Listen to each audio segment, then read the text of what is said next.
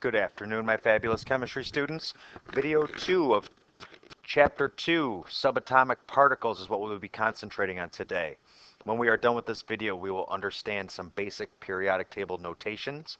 We are going to dig deeper and deeper into this tool of ours that gives us so much information. So today we start with some more information other than symbols. When we're done, we need to be able to calculate the number of protons, neutrons, and electrons in an element. We will use our periodic table tiles to help us with this. Okay, now, I just want to tell you guys truthfully, ready? This is the real deal Holyfield. This is the first step of everything we're going to use again and again, again and again for the whole course. So we need to start mastering these tools in our toolbox, if you will. So, lead in what is information is hiding in the square or tile of our periodic table. So I see here on the bottom I have a helium tile, right? And I see the word helium and the symbol He. Good, but look at the numbers. What do the numbers mean? That is what we're going to start decoding. It's going to start giving us clues about certain different things. Now, this is the tile for carbon. This will be at the very top of your periodic table. And all of these things are labeled for you. So if you happen to forget some of them, we can use this as a reference as a guide. So let's start at the top number, that 12.0111. That is the average atomic mass of all of the isotopes. So some of them are going to weigh 12, some of them weigh 14. We're going to dig deeper into that, but one carbon does not weigh 12.011. That's the average of all of them put together, okay? This bottom number 6, the atomic number, the number of protons in every atom. Very key. If I need to know how many protons are in carbon, I'm going to look right here at this number 6, and that's going to be the same thing. Let's move to the top right. All these pluses and minuses, they are what is referred to as oxidation numbers, possible charges that an atom could have. Your periodic table calls them oxidation states, oxidation numbers, same thing, no problem. Hey, look at that big C. We already studied these a little bit, right? The element symbols, those are the letters we're going to use. If you need to know the names, you're going to find that they're actually named for you on table S. Table S will come in handy also. These bottom numbers, 2-4, that's not 2 minus 4, it's 2-4.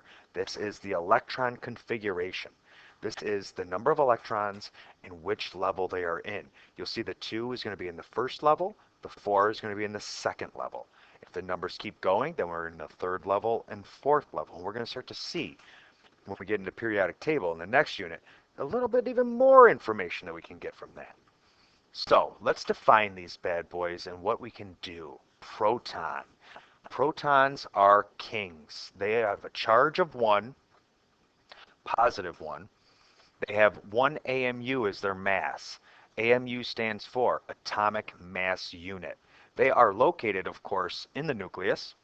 We have symbols for these things that are both going to be P, or it could be P with a 1 and a 1. That would be 1 for my charge on the bottom and 1 for my mass on the top. How do I calculate it? The atomic number. So when I'm looking at my tile, I'm looking at that big bolded number on the bottom left. That atomic number is my number of protons. Neutrons. Charge is 0. They are neutral. Neutron sounds like neutral. It's not positive, it's not negative. But what it does have is mass. So it's got 1 AMU for 1 neutron. It is also located in the nucleus. So protons and neutrons are in the nucleus together. Neutrons just don't have any mass. So in this particular symbol, the 0 goes on the bottom. It doesn't have any charge. I just said it doesn't have any mass. Sorry about that. Sorry, you didn't hear that. You didn't hear that. It doesn't have any charge, but it does have mass. Calculate the two. How do I calculate that? I'm going to take the mass number, that top number, and I'm going to subtract the atomic number from it. So the mass number is protons and neutrons together. I'm going to subtract the protons from it, and I'm left with neutrons. The electrons. Electrons have a charge of -1. Their mass is virtually 0. That word negligible means that it doesn't have enough value to even think it's there. Think of the mass of a fly and the mass of a triple-decker bus. It's just negligible. Like, who could even? Did you think the mass of the bus changes when the fly lands on it? Not so much. They're located outside the nucleus. We give them a nice simple E, or E with a negative sign as their symbol. You'll see me write the E with the negative sign all the time. Okay, that's the one I'm going to use the most.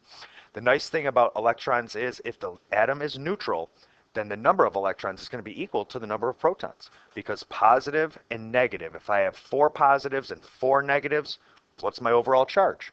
0. So when an atom is neutral, positive protons and negative electrons cancel out, same number.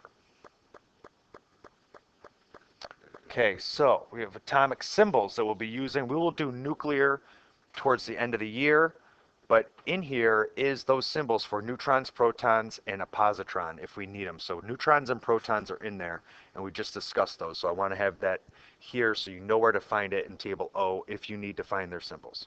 Okay, the mass number is considered the sum of the protons and our neutrons. P plus N is our mass number, like we just saw. Our nuclear charge. Think about this. Charge. What subatomic particles have charge? Protons and electrons. And which ones were in the nucleus? Protons. That's right. So the charge within the nucleus is all the protons. So it's always going to be positive because protons are a +1. And however many protons I have, that will be my nuclear charge. Nucleons is a fancy word for anything that's in the nucleus. And for our level, protons and neutrons. We're not getting into quarks and all sorts of other things. Not for this course.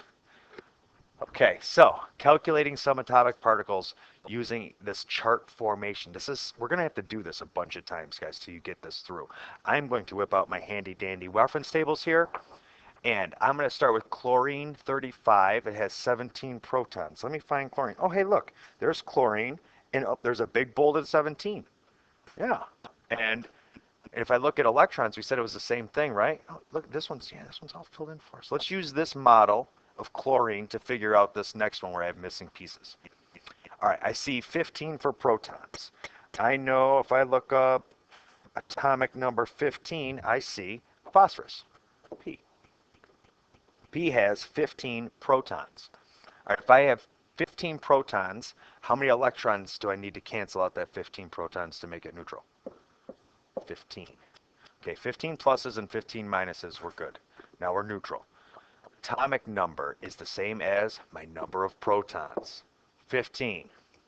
Very good. Mass number. Mass number is me adding together neutrons and protons because those are my 2 subatomic particles that have mass. So if I take 15 and 16 and add them together, I get 31. And if you notice in the first one, 35 went right here, chlorine 35. So we're going to do the same thing with our 31, right? P 31. Beautiful. Nuclear charge. What's in the nucleus? Protons and neutrons. Which ones of them have charge? Protons. So protons will go, there's my nuclear charge. Now I have my symbol. Notice the 35 for chlorine went up top, and then the proton chart went on the bottom. So we'll do the same thing. We'll bring our P over. We'll bring our atomic mass number, put that on top, and we'll bring our proton number for our atomic number right there. P with a 35 and a 15 is my nuclear symbol for phosphorus. All right, I'm going to do one more. I'm going to leave you guys to do the last one. All right, so I see C14. C is carbon. 14. Where did the 35 go up in this one again? 35 went all the way over to the mass. So 14 is going to go all the way over to my mass. And, okay, now carbon. Let me find carbon here.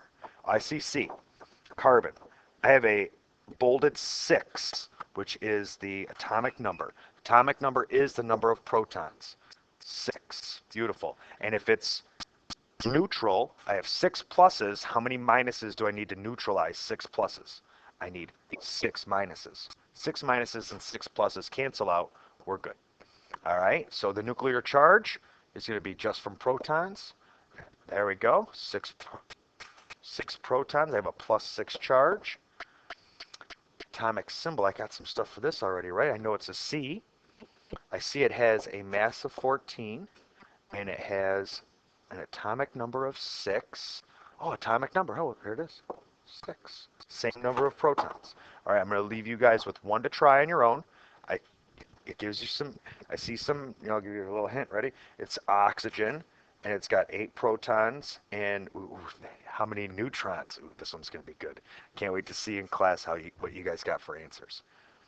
So, protons, neutrons, and electrons. We just kind of figured out where and how we find them. Guys, we're going to use this stuff over and over and over. This is the first notes lesson and the first real substance that we got all year that is going to go into our toolbox that we are going to linearly use up until Christmas and actually after Christmas. So we need to go through this carefully with a fine-tooth comb. Make sure you got all this stuff down, guys. See you tomorrow.